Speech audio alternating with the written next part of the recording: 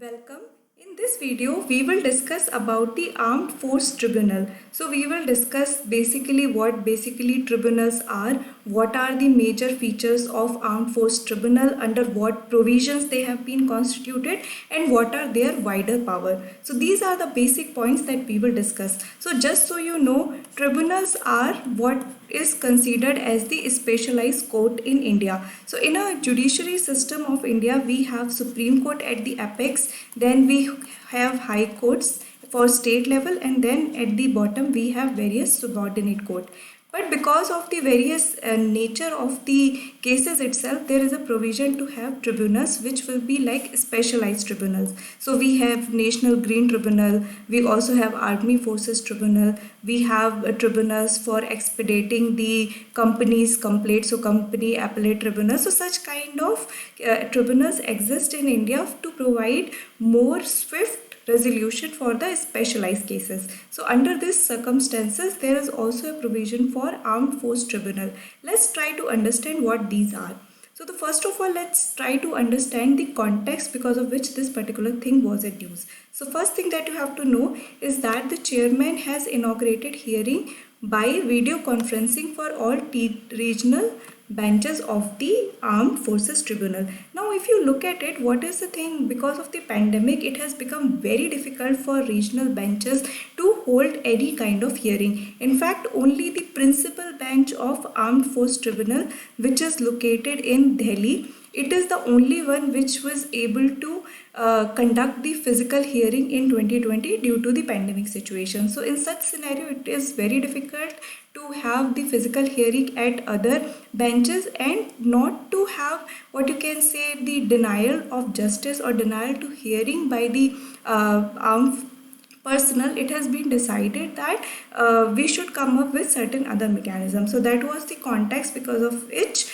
the video conferencing thing was allowed for the Armed Force Tribunal. So these are the context. Now let's also try to understand what is the tribunal.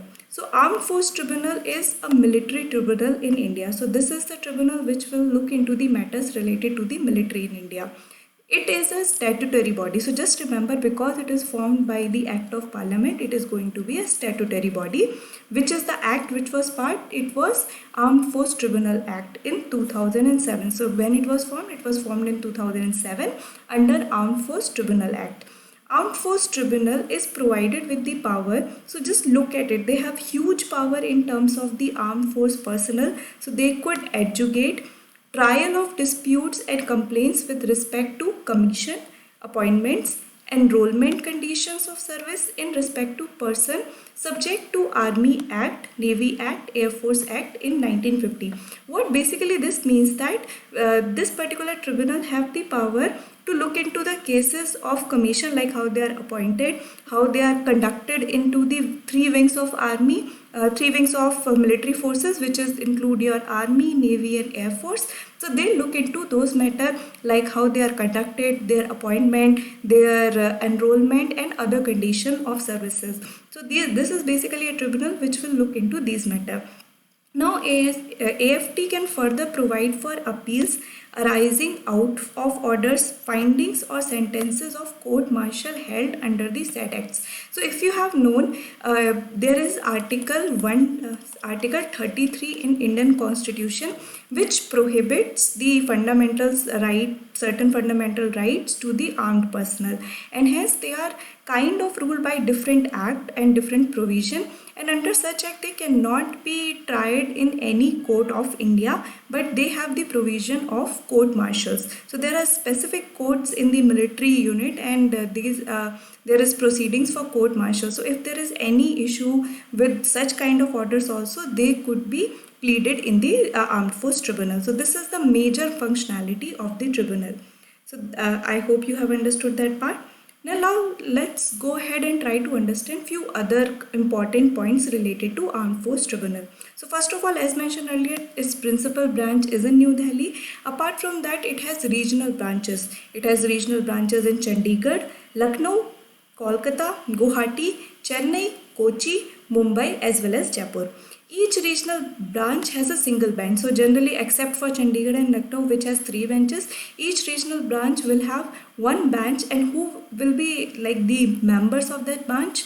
It will be a judicial member and an administrative member. Judicial member would be the retired judges of High Court. So retired judges of High Court will be the judicial member, and administrative member would be the retired member of armed forces. So any from Army, from Navy, or from Air Force, from any of these 3 wings, the retired officer could be the administrative member of the your armed forces tribunal. So this is the major thing. And there is also a provision that who retired from the armed forces, they should have been of the general major equivalent or above for a period of 3 or more.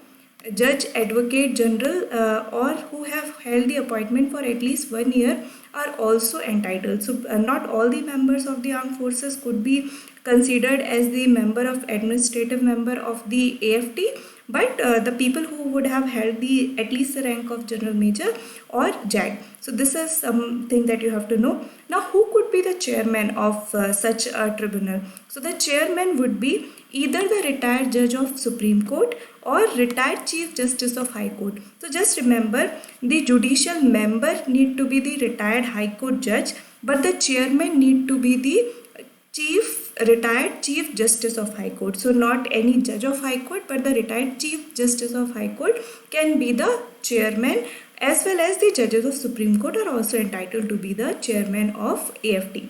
So I hope you have understood.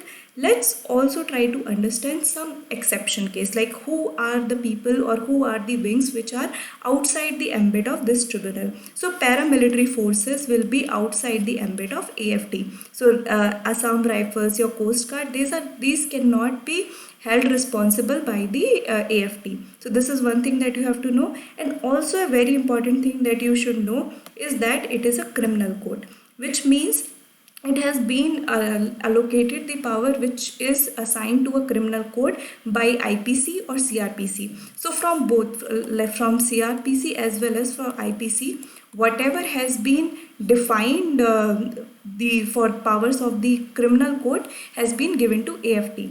Also, appeal against the decision of AFT can only be taken in Supreme Court. So just remember, this is a very important point for you to know, that AFT appeals cannot go to any High Court. It has to be gone to directly to the Supreme Court. So these are the few exception of another major points that you should know. So I hope you have understood this whole topic. It is important, first of all, just know what tribunals are, know various about of tribunals, then specifically come for the Air Force Tribunal, look for their powers, what are their area of functionality, which are their focus area, what is the composition of the AFT, and finally which all services are outside the ambit of your AFT. Who can listen to the appeals against the AFT judgments and such thing. So if you have any doubt, feel free to comment. Thank you.